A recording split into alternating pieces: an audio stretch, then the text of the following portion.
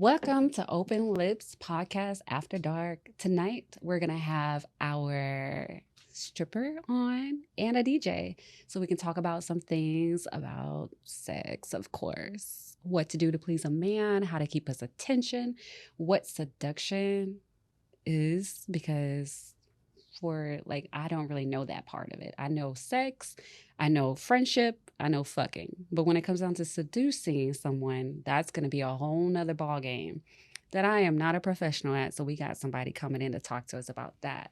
This is Open Lips Podcast After Dark. I have DJ Golden Mac with me. Yes. I am DJ Golden Mac, and you can follow me at DJ Golden Mac 86 on Instagram. I only get on Instagram. I do not do all the other foolishness, but hey, you're welcome to do whatever you like.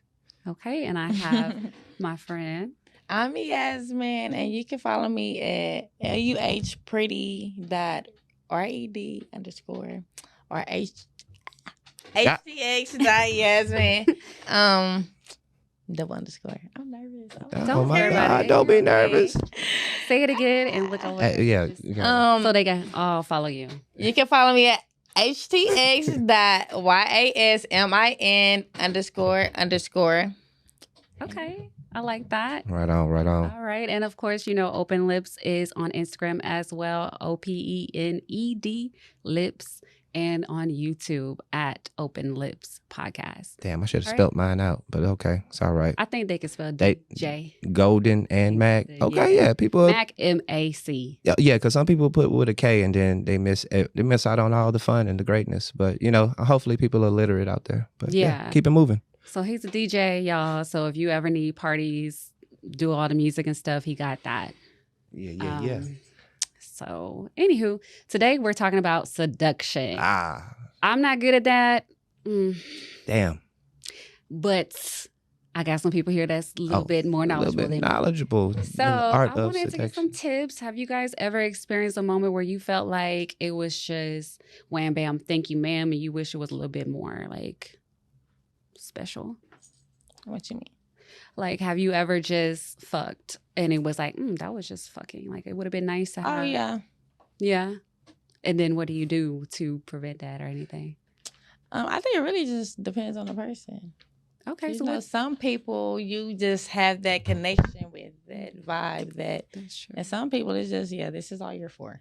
Oh, yeah. Man. Okay. Okay. So sometimes you could just be for free. Well, yeah, just that. You're a guy. What does that mean? Well, yeah, I mean, you got your one night stands, and then you got your ones that are a little bit more consistent that you would, come back for, and then you got your ones that you really love and that you care about. But for the most part, if it's that wham bam, thank you, ma'am, then you were just that choice for the night and good night. So yeah, that was it. But yeah. Well, so let's think about on a more intimate level. How would you normally keep it spicy? Like, how do you bring that to the bedroom? Well, how would you tell me what you would want to see to the bedroom? Because I have friends that tell stories, but I'm just curious. Oh, well, I mean, if it's me, I guess to make it more spicy, I just like people that are open-minded a little bit. I like things that are a little bit not the ordinary, but you gotta surprise me. You know what I'm saying? Not surprise me. I was gonna say he wants you to pop out. No, shut your. Pop out the kitchen. Nah. I mean, that would be nice. You know what I'm saying? You know what I'm saying? I'm on the way to work. You jump out the truck. And be like, you know what I'm saying? No, I'm playing. No, nothing like that. But yeah, no. I don't think that's seductive. No, it's not seductive. But I'm just saying, keep a motherfucker on his toes, because nobody wants to be with average Joe or average hoe. We want something that's gonna keep us interested. I think interest is the key thing. If you're gonna have a good sexual relationship, I think it has to be interesting. You got to do different things. You got to go different places. You got to fuck here. You got to fuck there. Locations. Change it. How do you get someone to want to go with you? Like, what if that's not their thing? How do you get that? Well, I think it's all about how you establish a bond and how you how you are talking to that person, or what's the level of your commitment to that person, because all of that is going to come to a head eventually, and you're going to have that conversation where, are you cool with this? Are you cool with that? Or I see us doing a little bit more, going a little further or whatnot. So I think that I think it's all about the level of interest and commitment when it comes to, changing up things and making people want to do things with you because they have to be interested enough to want to do things with you. So, yeah. Okay, so interest, making sure that both parties are equally interested. Yeah. Hey, my damn cup. You try to get drunk. It's really irking me. It's all right. What about you? What do you think? I think more so kind of like piggybacking off what he was saying. If this is someone that you're really with and this is like you're consistent with this person, I think knowing them and knowing who they are and conversation, liquor, whatever y'all may do, vibing, shit, you might see something that you like in a little flick or whatever and send that. Let's try this. You know what I'm saying? Okay, I like that idea. I don't know, just being like, I feel like if you're spontaneous and you have a spontaneous partner, that's the word I was looking for. Spontaneous. Yeah. Drunk. It's just gonna go. It's just gonna, Drunk. Okay. And great vibes. If you got that connection with them, it's gonna, It's just gonna flow. Yeah. Right on. But I feel like every relationship starts off that way. Right. So as it levels out, how do you bring, like, do you have any moves? Do you have any, teach me something, tell me something. Woo. Girl, that's yeah. I like put my legs behind my head. I can see? Girl, yeah. We need to work on being flexible. We're gonna work on being spontaneous first. Then being flexible. Right on. Look, it's not even, I wouldn't even say being flexible, but just like, I don't know, you know what you like, you know what I'm saying? The most important thing, learning your body, learning yourself, being self-aware. You know what I'm saying? She said that. Most being important. So that's actually number one. Yes. I like that. Being self-aware of what you are, what you like. You know what I'm saying? And yeah, if you like to put your legs up or you like to sit down, you don't like to ride because your knees hurt, go do something on you. You know what I'm saying? So basically maximize your talent. Yes. Right? And then showcase that. I like that. Okay. Ain't nothing wrong with that. I like the maximizations. Okay. Right on. Okay. So wait, you said you put your legs above your head. So you just like come home and your legs behind your head? Girl. Can be. Or it's just like, okay, I'm not gonna lie. Because I dance, I'm very playful. Like, I'll just start twerking on my dude. Or I'll bend over, you know what I'm saying? If we stand in front of the mirror or whatever, I'll bend over, you know what I'm saying? You know what I'm saying? Yeah. How you learn how to do all that? Actually dancing. Like, when I first started dancing, I was not flexible. Like, I couldn't do a split, nothing. But you learned that while dancing? While dancing. And just watching the other girls and stretching matters. And... yeah, the more you put energy into gotta see the stretches. More flexible. Yes, I like that. What other things did you learn about like the art of finesse? Like, what other things did you learn about the way you communicate with men and women too? Whoever comes in. Men or men. Oh, damn. Because some people we ain't all the damn same. But men are men. They think with they penises. And we ain't all out here triggering. I'm sorry. Just tell them what they want to hear and you can really get what you want. And if you're great in bed or you're like, but what seduction. So what do they want to hear? Because, not everybody knows. Yeah. Like I said, that's the art of finding out what that person likes. Okay. So how do you start with that? Conversation. And what does that look like? Is it like question form? Because, you ask questions. Some people be like, what are you, FBI?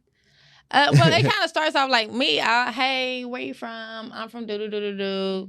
Small talk. And then it just kind of goes on from there. What do you do? What's your job? Oh, da-da-da-da-da. So lighthearted conversation. Yeah, and then... it starts off with giving to get. So the more open you are, the more it seems like they're receptive. Yes, and the more they feel like it's a relationship. You know what I'm saying? Not specifically a relationship, but you're... I'm asking as a person that don't have relationship. No. So, some women ain't that good at relationships, apparently.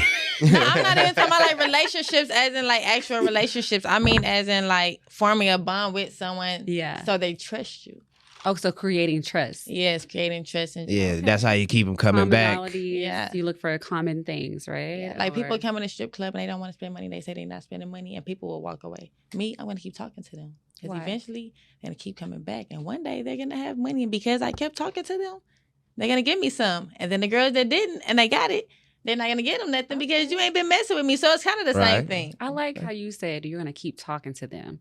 You make them feel important, valued, right? Yeah. By listening to their story, being Yeah. there. I like that. Okay. So Make me feel special. No, I'm playing. So how on the male side of it, you're a DJ. Uh-huh. You busy too. Right. Like you go to parties. How does Right. that work? What do you see out there?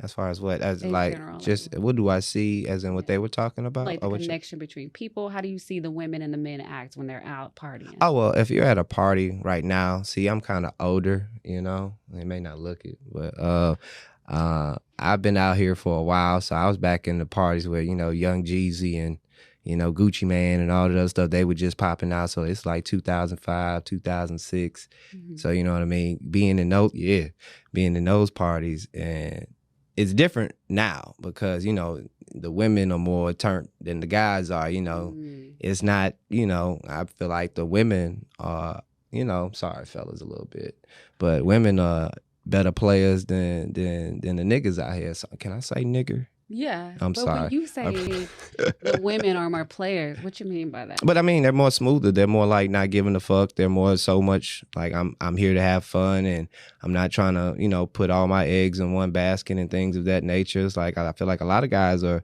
out there, but sometimes they're thinking a little bit too emotional about certain situations and certain relationships and things of that nature. So I think the women are kind of up right now, and you can hear that in the music and what we're listening to right now, because, you know, So I feel women like approach more men. Is what I feel you're like saying? some women approach a lot more men than usual now than back in the day, where you had to be have a little bit more game. Like I don't see too many niggas with a lot of game or a lot of ways to just, you know.